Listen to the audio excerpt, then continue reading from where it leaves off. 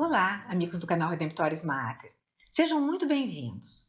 Se você está chegando pela primeira vez, sinta-se acolhido com um forte abraço. Ficamos muito contentes em estarmos juntos com todos. Não esqueçam de se inscrever e de colocar o seu joinha. E convidamos a conhecerem as playlists do canal, pois todas as postagens são feitas com muito carinho para vocês. Hoje queremos nos deter em uma passagem do livro do Apocalipse, ou livro da Revelação, aquele que levanta o véu. Como o véu do santuário se rasgou quando Jesus morreu, de alto a baixo, porque o Antigo Testamento terminava, agora o santuário de Deus é desvelado. Levanta-se o véu do lugar que é santíssimo. A redenção de Jesus abre a presença de Deus para todos. No capítulo 21 do livro, João transmite uma frase muito conhecida e de esperança de Jesus. Eis que faço novas todas as coisas. A passagem é a seguinte: Eu, João, vi um novo céu e uma nova terra, pois o primeiro céu e a primeira terra passaram, e o mar já não existe. Vi a cidade santa, a nova Jerusalém, que descia do céu, de junto de Deus, vestida qual esposa enfeitada para o seu marido. Então ouvi uma voz forte que saía do trono e dizia: Esta é a morada de Deus entre os homens. Deus vai morar no meio deles. Eles serão o seu povo e o próprio Deus estará com eles. Deus enxugará toda lágrima dos seus olhos. A morte não existirá mais e não haverá mais luto, nem choro, nem dor, porque passou o que havia antes. Aquele que está sentado no trono disse: Eis que faço novas todas as coisas. Depois ele me disse: Escreve, porque estas palavras são dignas de fé e verdadeiras.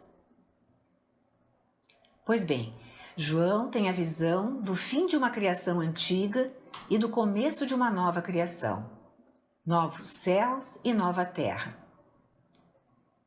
Esse é um texto escatológico, da doutrina sobre o fim do mundo, fim dos tempos ou doutrina das últimas coisas. Escatologia é o estudo que aborda o fim e o cumprimento da criação e da história da salvação, individual e universal. A palavra vem do grego, eschatos, que significa último, e logos, que significa discurso ou estudo que se refere às últimas coisas. No capítulo 24 de Mateus, verso 35, Jesus usa a mesma imagem. Céus e terra passarão, mas minhas palavras não passarão. Essa expressão, céus e terra, era a utilizada pelos judeus para se referirem ao universo, ao cosmos. Não se trata de uma passagem desta terra para o celeste, mas de uma transformação deste universo. Portanto, quando Jesus diz que céus e terra passarão, ele está dizendo que este mundo, como o conhecemos, passará. E João fala, no texto do Apocalipse de hoje, sobre um mundo novo que substituirá este.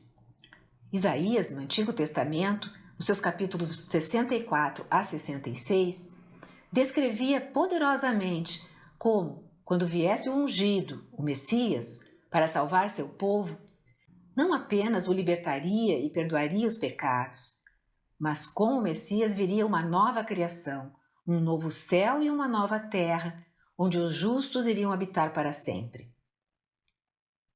João, no Apocalipse, está mostrando a visão do cumprimento da profecia de Isaías. Esta nova criação que ele vê está centrada numa cidade, a nova cidade de Deus, que ele chama de Nova Jerusalém. Ele a descreve vindo do céu, como uma esposa enfeitada para o marido. No Antigo Testamento, o povo de Israel era tido como a noiva ou a esposa do divino esposo, o Senhor Javé. Assim, no fim do mundo, haverá mais do que uma nova criação apenas, passando a antiga. Haverá uma união entre Deus e a igreja, entre Deus e a humanidade na igreja, concretizando-se as bodas de Cristo com a sua noiva, essa nova Jerusalém. Exatamente como isso acontecerá é um mistério, mas João o desvela parcialmente, de modo que saibamos que haverá a nova criação, a nova Jerusalém e um novo êxodo, embora esta palavra não seja empregada explicitamente. Pois João diz: eis a habitação de Deus com os homens. A palavra grega para habitação é skene, significa tenda ou tabernáculo de Deus com os homens. A última vez em que a Bíblia fala de Deus habitando com o seu povo numa tenda acontece no êxodo do Egito, com os israelitas marchando para a terra prometida. Deus manda-os montar em um tabernáculo, uma tenda, onde ele pudesse habitar entre eles e que pudesse ser levado ao longo do caminho.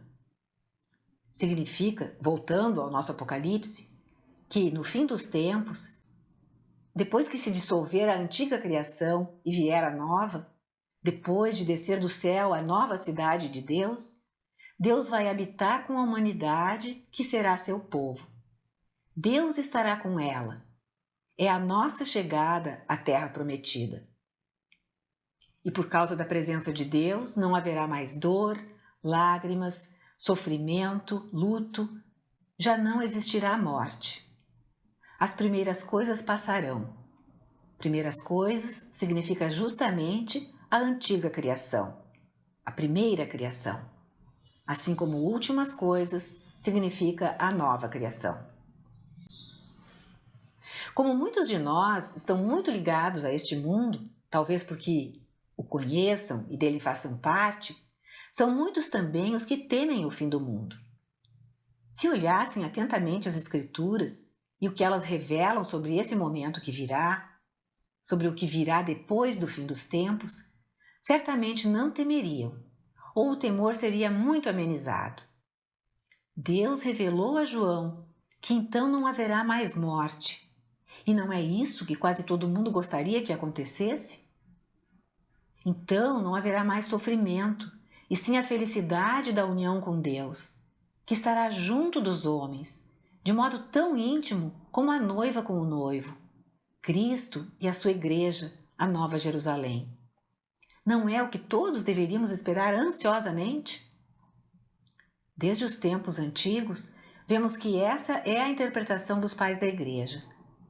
Por exemplo, São Beda, o Venerável, um dos chamados doutores da igreja, por sua doutrina, escreveu o seguinte a respeito: a forma deste mundo passará numa conflagração de fogos celestes, de modo que o céu e a terra se transformarão em algo muito melhor, que se harmonizará com a incorruptibilidade e a imortalidade dos corpos. É como que uma transfiguração deste mundo que conhecemos. O universo não será destruído e jogado no lixo da história, com as pessoas vivendo para sempre como almas desencarnadas numa espécie de reino etéreo. Haverá, sim, a ressurreição dos corpos, assim como a transformação da criação, que será um lugar de união com Deus. Numa passagem da primeira carta aos Coríntios, capítulo 2, versículo 9, São Paulo menciona que olho algum viu, nenhum ouvido ouviu, nem coração algum concebeu o que Deus está preparando para aqueles que o amam. É difícil, sim, compreender a natureza desse mistério, uma vez que vivemos aqui neste vale de lágrimas, neste mundo afetado pelos pecados de todos. Mas a fé dos santos, que vem da revelação a João e da tradição da Igreja, é esta que vimos. Também o Catecismo tem uma seção sobre a nova criação, em que cita a Constituição Dogmática sobre a Igreja, chamada Lumen Gentium, Luz das Gentes, ou Luz dos Povos. Depois do julgamento universal, os justos reinarão para sempre com Cristo, glorificados em corpo e alma, diz o Catecismo da Igreja. O próprio universo será renovado. A Igreja e todo o universo serão perfeitamente restabelecidos em Cristo. A ressurreição de Jesus antecipou tudo isso, Especialmente antecipou a nossa ressurreição no último dia, como o próprio Jesus afirmou. A ressurreição de Jesus já é o ponto de partida. Já começou um novo universo, uma nova criação.